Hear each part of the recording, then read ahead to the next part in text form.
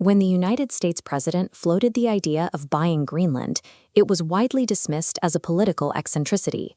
But behind the headlines, the proposal is built on an emerging $700 billion strategic framework, a valuation based on the island's status as a massive resource vault for the minerals that underpin modern global power. This framework is driven by a deep vulnerability in Western supply chains. Currently, China holds a near monopoly on the production and refining of heavy rare earth elements, leaving the United States military and tech sectors almost entirely dependent on a single geopolitical rival. These specific elements are the raw materials of the next generation of warfare. They are essential for the advanced AI infrastructure and high-performance magnets required to operate systems like the F-35 fighter jet. The West currently lacks the domestic capacity to process raw ore into these specific mineral powders, such as neodymium oxide and lanthanum carbonate. Every advanced missile and AI chip in the Western arsenal currently relies on a processing loop that begins and ends in foreign facilities. As demand for these materials accelerates, the search for an alternative, secure supply chain has turned into a frantic race to find and secure deposits outside of Chinese control. The primary target of this search is the Tanbreez project, a massive resource located in the remote fjords of southern Greenland. The scale of the asset is staggering, a 4.7 billion-ton multi-element deposit where nearly a third of the resource consists of the highly sought-after heavy rare earths. Tanbreez is viable because of a specific geological loophole. Most rare earth deposits are tied to high levels of radioactive waste, but Tanbreez contains an unusually low uranium content, only 20 parts per million.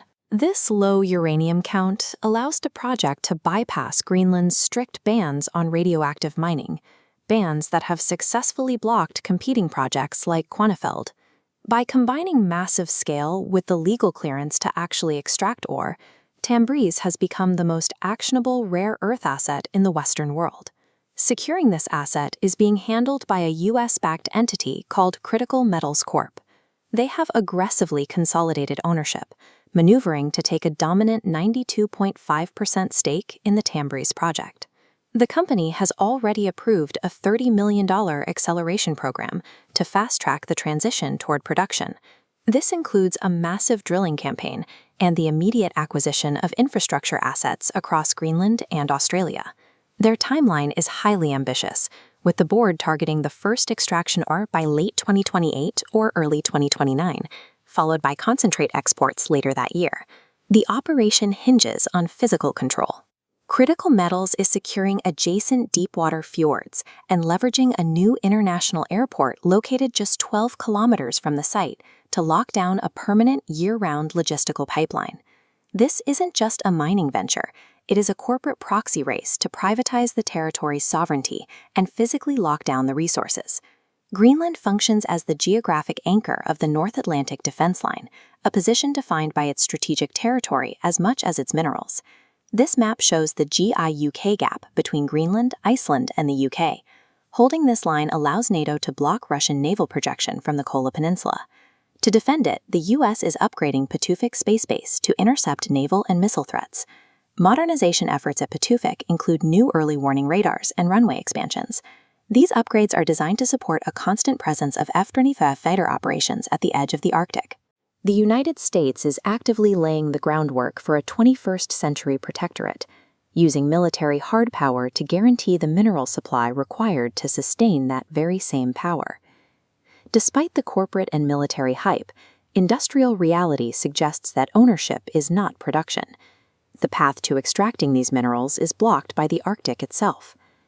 The Tanbreez exploitation plan relies on complex processing like dry magnemic separation to pull minerals from the rock.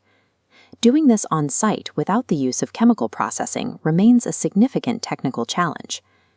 The project faces a massive infrastructure deficit. Southern Greenland lacks basic roads and robust power grids, meaning all machinery and fuel must be imported into one of the world's most remote landscapes. This creates a supply chain paradox.